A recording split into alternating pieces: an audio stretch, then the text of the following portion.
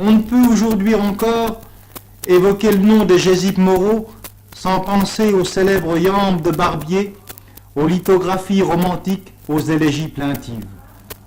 Moreau, qu'on ne lit plus aujourd'hui, appartient à cette génération des 3 jours qui se leva au soleil de juillet.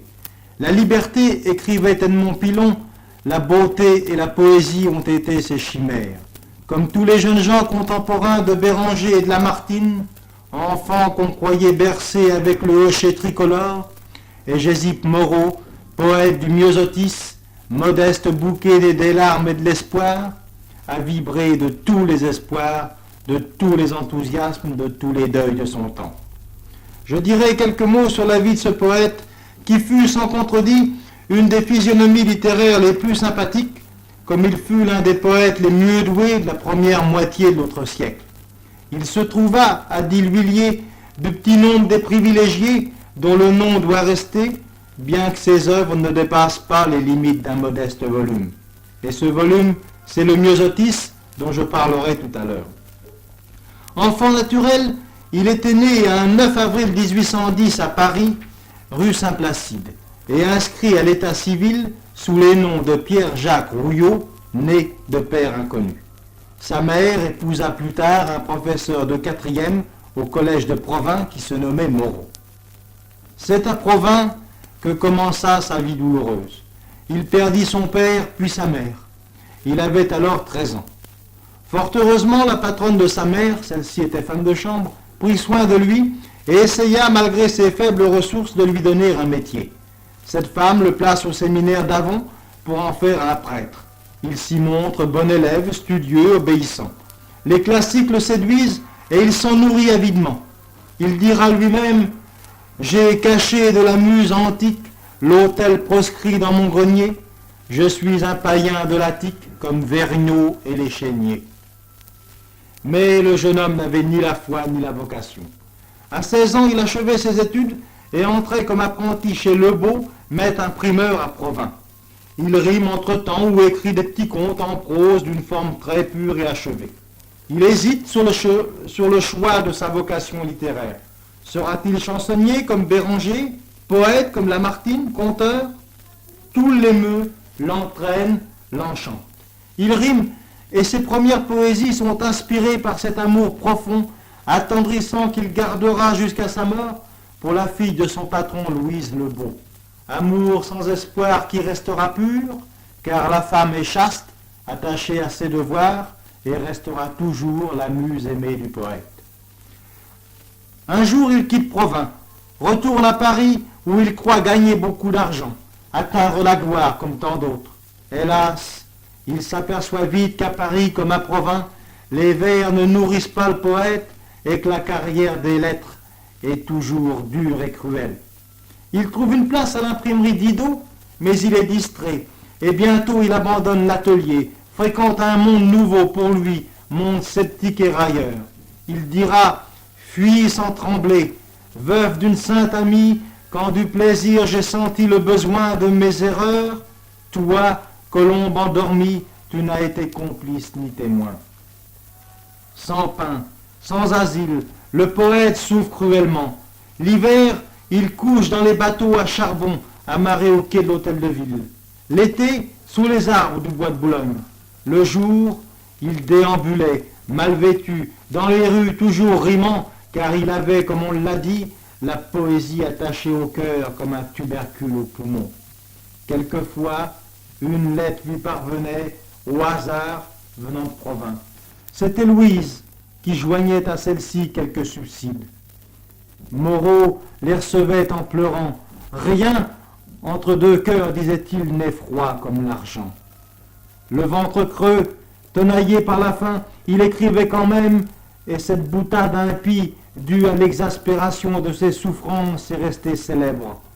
À tout prix, il faut que je mange, rien ne saurait m'en empêcher. Que le bon Dieu m'envoie un ange, je le plume pour l'embrocher.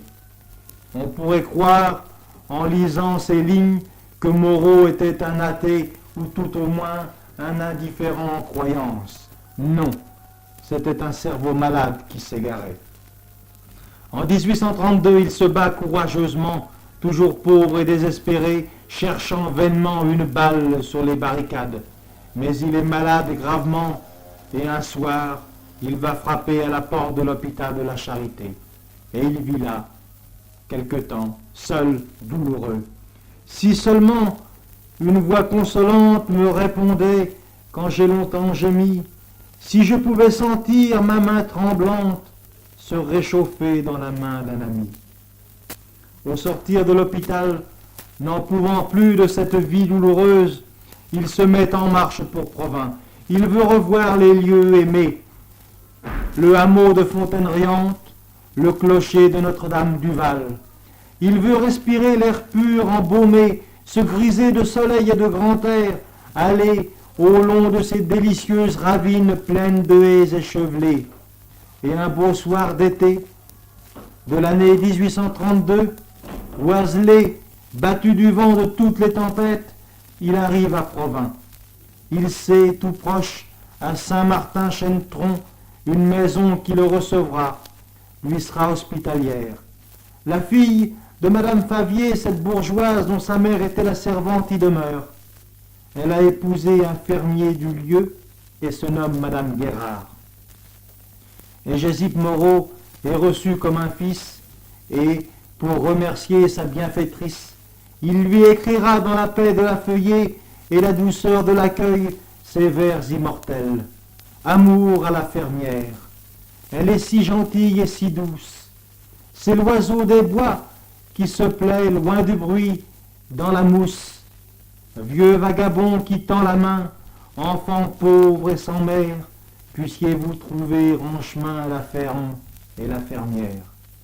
Ce poème est un des meilleurs du poète, avec celui où il chante la Voulzie, ruisseau gracieux et charmant qui coulait limpide et monotone. Moi, j'aime la Voulzie et ses bois noirs de mûres, et dans son lit de fleurs ses bons et ses murmures. Enfin, j'ai bien souvent à l'ombre des buissons, dans le langage heureux traduit ces vagues sons.